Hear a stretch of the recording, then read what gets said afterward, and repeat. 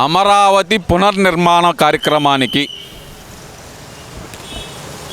రాష్ట్రంలో వైఎస్ఆర్సీపీ అంటే మాజీ ముఖ్యమంత్రిగా జగన్మోహన్ రెడ్డికి ఆహ్వానం పంపించినా కూడా ఎందుకు రాలేకపోయారనుకోవాలంటారు?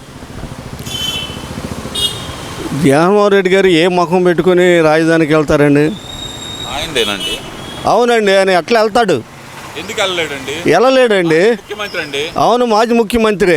ఇప్పుడు ఈయన ప్రతిపక్ష నాయకుడు ఉన్నప్పుడు మన అందుకు ఎంపీ సీట్ ఇచ్చాడు బాపట్ల. వాళ్ళంతా ఎవరండి? అరటి తోటలు నరికిచ్చిన ఘనుల్లో ఈయన ఒకడు. దానికి సూత్రధారు ఎవరు? వారికి తెలియాలి.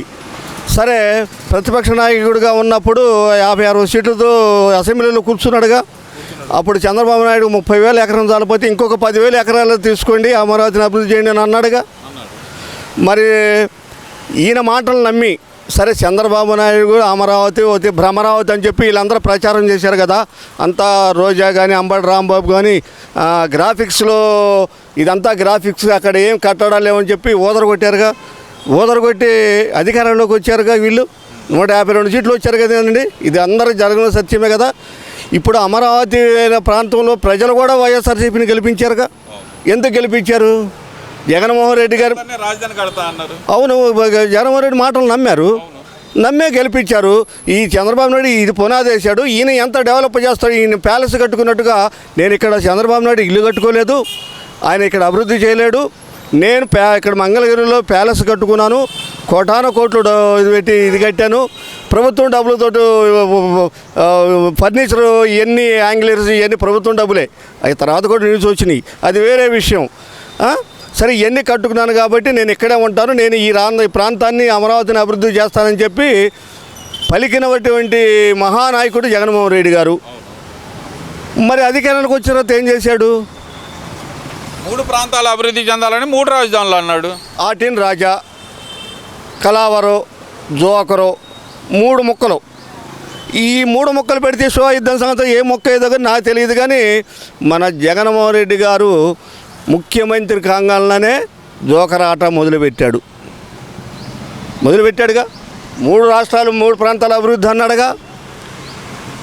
సరే, 3 ప్రాంతాల అభివృద్ధి అనుకుందాం. ఏ ప్రాంతం అభివృద్ధి చేశాడు? వైజాగ్లో కట్టాడుగా ప్యాలెస్. ఎవరు ఉండటానికి? వైజాగ్లో కట్టారా లేదా? అది రాష్ట్ర ప్రభుత్వం తరఫున కట్టించారా లేదా అక్కడ రాష్ట్ర అధికారులు ఉండటానికి? ఏ అధికారులు? అధికారంలో 30 సంవత్సరాలు ఉంటానున్న ముఖ్యమంత్రి మాజీ ముఖ్యమంత్రి జగన్మోహన్ రెడ్డి గారు ఉంటానిక, లేకపోతే విదేశాల నుంచి ఉద్యోగాలు కంపెనీలు తీసుకొచ్చి వచ్చిన వాళ్ళు ఉంటానిక? ఎవరు ఉంటానికో మాకు జనానికి నిర్ధారణ లేదుగా. సరే, 30 సంవత్సరాలు అన్నావు, 5 సంవత్సరాల తర్వాత నువ్వు ఉన్నావా? 3 రాజధానుల అభివృద్ధి, 3 చోట్ల అభివృద్ధి అన్నావు. ఎక్కడ నువ్వు రాయలసీమ అభివృద్ధి చెందించావు? ఏమన్నా రాయలసీమలో ఉన్న పార్టీలు వెళ్ళిపోయి ఆ కియా మోటార్ సైకిల్ కార్లు ఇంజన్ల దొంగతనాలు కూడా జరిగినాయి మీ హయాంలోనే. అమర్నాథ బ్యాటరీ కంపెనీ దోస్తూ మరి ఇటు వచ్చేతలకి విశాఖపట్నం ఏం అభివృద్ధి చేశా? మీ 2 కానీ అక్కడ ఉన్న వాళ్ళంతా ఏం చేశారు? విలువైన భూములు కబ్జా చేశారు, ఋషికొండను కూడా కబ్జా చేశారు. స్టీల్ ప్లాంట్ని ప్రైవేట్ పరం చేయడానికి కేంద్రంతో ఒప్పందం అయ్యారు. ఎందుకంటే నీకు ఆయాల 23 ఎంపీ సీట్లు ఉన్నాయి. ఉన్నా కూడా నువ్వు ప్రత్యేక హోదా తెస్తానని చెప్పి ప్రతిపక్షంలో ఉన్నప్పుడు వదలగొట్టావు. 5 సంవత్సరాలు నీకు 23 ఎంపీలు ఉండి నువ్వు ముఖ్యమంత్రిగా ఉండి ప్రత్యేక హోదా గురించి కేంద్రం దగ్గర ఒక్క రోజైనా ఒక్క ఎంపీ అయినా, నీ ఎంపీలు 23 మంది ఎంపీల్లో ఒక్కడైనా పార్లమెంట్లో గలమెత్తారా? ఒక్క విషయం, వైజాగ్ సభలో దమ్ముగా ప్రధానినే ప్రశ్నించాడు జగన్మోహన్ రెడ్డి. ఇప్పుడు చంద్రబాబు నాయుడు రాష్ట్రానికి నిధులే తెప్పించుకోలేకపోతున్నాడు అమరావతికి అంటున్నారు కదా. మరి ఇప్పుడు నిధులు ఎన్ని కోట్లు వచ్చినాయో కళ్ళు పోనీయా? అంబటి రాంబాబు గారు బ్రహ్మావతి అంటావు, 1 పూర్తి చేయలేదంటావు.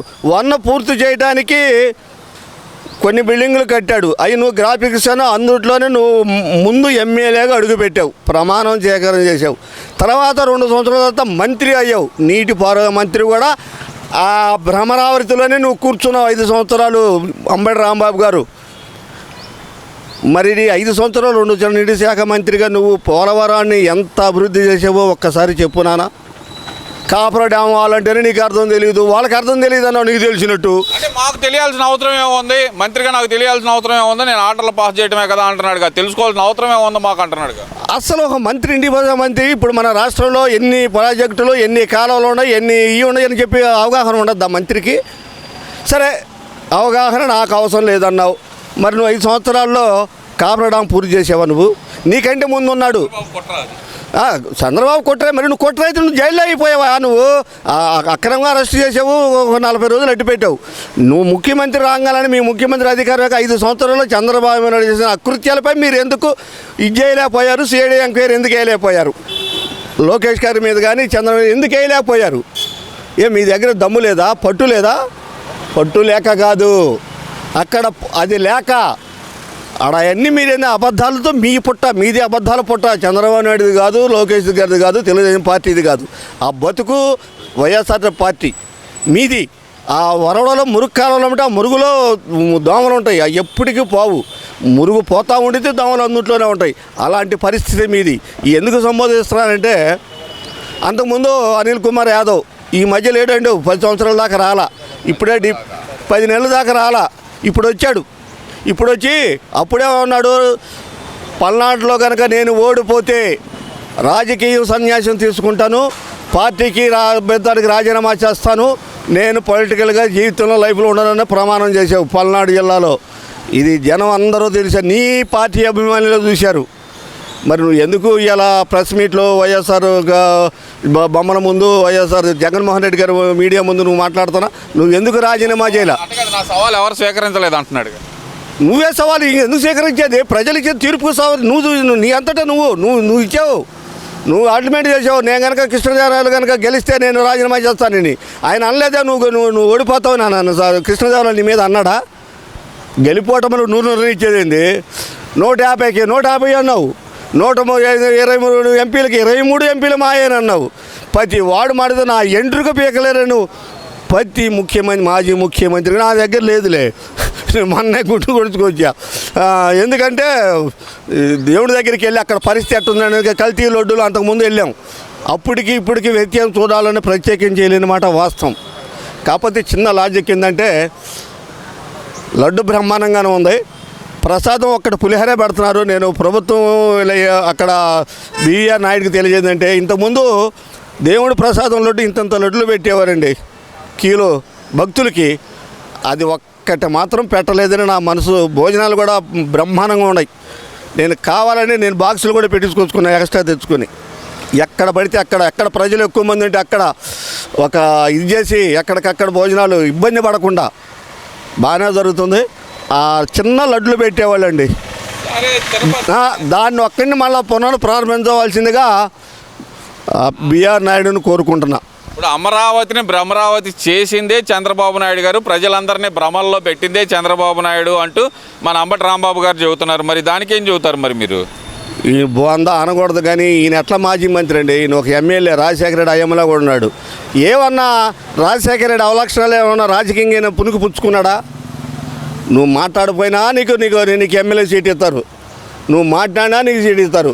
కానీ వాస్తవాలు మాట్లాడాలి అంబటి రాంబాబు గారు. భ్రమరావతి అన్నావు, అదేగా నీకు చెప్పింది. నువ్వు భ్రమరావతిలోనే నువ్వు మంత్రిగా చేసావు. అది ఎక్కడ? అమరావతిలోనే. ఇప్పుడు ఒక ఆయన అంటాడు ఆడ వరదలు వచ్చి చేపలు పట్టుకుంటారని. ఏడో శైలజనాథ్ నిన్నటితే ఎక్కడ ఉన్నాడు ఆయన? కాంగ్రెస్ పార్టీ జిల్లా అధ్యక్షులు. ఇప్పుడు ఈయన ఎక్కడికి వెళ్ళాడు, ఎందుకు వెళ్ళాడు ఆయనకే తెలియాలి. ఇప్పుడు అవతల అది ప్రతిపక్షమే కాంగ్రెస్. అది ఎప్పటికైనా పుంజుకుంటే దానికి ఒక విలువ ఉంది. ఇది పుంజుకునే పరిస్థితి ఉందా శైలజనాథ్ గారు? నువ్వు వెళ్ళి ఎక్కడ అడుగు పెట్టావు చెప్పమంటావా? పన్నీరు వదిలిపెట్టి మురుగునీటిలో కాలు పెట్టావు. ఇకని ఇప్పుడు ఆయన ఏదో పార్టీ మారారనుకోండి, అది మురుగునీరు అని ఎలా చెబుతారండి? మీరైనా వైసీపీ పార్టీని మురుగునీరు అని ఎలా చెబుతారు? ఇప్పుడు ప్రభుత్వం ఎంక్వైరీ చేసినప్పుడు సిఐడిఏలు ప్రతి వాళ్ళని ఎంక్వైరీ చేస్తారు. ఇది మొదట నుంచి నాకు తెలియదు, నాకు గుర్తులేదండి, నాకు గుర్తులేదండి. ఐఏఎస్ ఆఫీసర్ల కాంచి, ప్రజానాయకుల కాంచి, మాజీ మంత్రుల కానించి ప్రతి వాడు నాకు తెలీదు, నాకు గుర్తులేదు. ఏం డైలాగులండి? కొన్ని లాగుతున్నారు, కొన్ని అసలు చెప్పట్లా. అసలు చెప్పైన ప్రజలకు అర్థమవుతుందిగా మీ దగ్గర జరిగిందని. ఇప్పుడు మీరు అన్నారు బాగానే ఉంది. సాకే శైలజానాథ్ చేసిన వ్యాఖ్యలను అసలు ఎలా చూడాలంటారు? ఆయన ఆ మాట అనాల్సిన అవసరమే ఉందంటారు. వరదలు వస్తే కనుక చేపలు పట్టుకునే ప్రాంతానికి రాజధాని అవసరమా అంటూ ఆయన చేసిన వ్యాఖ్యలను అసలు ఎలా చూడాలి? గతంలో కాంగ్రెస్లో ఉన్నప్పుడు ఆయన రాజధాని రైతుల పాదయాత్రలో కూడా పాల్గొన్న పరిస్థితి చూశాడు. అక్కడ ఆయన మాట్లాడిన పరిస్థితి చూసాం. ఇప్పుడు ఆయన అక్కడ అలా మాట్లాడాల్సిన అవసరం ఏమొచ్చిందంటారు? శైలజనాథ్ గారు, నువ్వు అధినాయకుడు మెప్పు కోసం నువ్వు ఎట్లా పడితే అట్లా మాట్లాడవాకు, నీ విఘ్నతను కోల్పోతావు. ఎందుకంటే వరదలు వాళ్ళు ఇంతకుముందు కూడా వరదలు వస్తే ఆడ పల్ల ప్రాంతం, ఇప్పుడు ఆయన ఎవరు బొత్స సత్యనారాయణ అన్నాడు, ఇది వణుకుల్లో అమరావతి అట్లా వణుకు శవాలు తగలేసే ప్రాంతం అని అన్నాడు. మరి ఆయన ఎప్పుడు ఇది అవుతాడో, అప్పుడు ఇక్కడికే తీసుకొచ్చి చేయాలని, ఖననం చేయాలని మాత్రం నేను మనస్ఫూర్తిగా కోరుకుంటున్నా. ఆయన ఎందుకంటే ఇదంతా శ్మశానం అన్నాడు. ఈ రైతులు ఇచ్చిన భూములు 30,000 ఎకరం రైతులు స్వచ్ఛందంగా ఇస్తే ఈ శ్మశానాల బొత్స సత్యనారాయణ గారు కూడా అంటున్నాడు 60 అడుగులు గోడ కట్టలేని వాళ్ళు అమరావతి కడతారా అంటున్నాడు కదా. మరి ఓహో, 6 అడుగుల రోడ్డుకి ఇప్పుడు మట్టే లేడు. నువ్వే మంత్రి, విద్యాశాఖ మంత్రి, నీ కుంభకోణాలు, పుస్తకాల్లో కుంభకోణం, బ్యాగుల్లో కుంభకోణం, ఇవన్నీ ట్యాపులు ఇచ్చావు, ట్యాపులు అదే దొంగ కంపెనీ, అది కుంభకోణమేక. అయ్యా పని చేస్తున్నాయా బొత్స గారు? చెప్పమ్మా, ఇది నువ్వు చెప్పు. నీ విశాఖపట్నంలో ఎన్ని భూములు, విజయసాయి రెడ్డి కానించి లెక్కేసుకో, పెద్దిరెడ్డి రామచంద్రరావు కానించి ఎన్ని భూములు అక్రాంతులని రుషికొండ ఏంది? నువ్వు చెప్పు నాయన బొత్స సత్యనారాయణ. ఇవన్నీ రుజువులు ఇప్పుడు ఎందుకు బయటకు వచ్చినాయి? దీనికి సరైన నిరూపణ తెలుసుకోండి, మీది మీద తప్పు లేకుండా నిర్ధారణ చేసుకోండి. ప్రజలు మీరు అనుకున్నంత అమాయకులు కాదు బొత్స గారు, అంబటి రాంబాబు గారు. ఈ శైలనాథ్, ఇప్పుడు నువ్వు చేపలు పట్టుకొని ఉంటున్నావు కదా, ఇప్పుడు కరకట్ట ఉంది, కరకట్ట మట్టి మొన్న విజయవాడకి వెళ్ళం ఎందుకు వచ్చిందండి? గత ప్రభుత్వంలో ఆ కరకట్ట మట్టి ఎవరు వదులుకున్నారండి? రోడ్ల మట్టి కూడా. శైలజనాథ్, నువ్వు రైతుల తరపున, అమరావతి తరపున నువ్వు కాంగ్రెస్లో పార్టీలో ఉండగా నువ్వు పాదయాత్ర చేసావు, రైతులకు మద్దతు ఇచ్చావు. ఇవాళ ఏం మాట్లాడుతున్నా? అదే నోరు 2 పడవ కాలు పెట్టవాకు.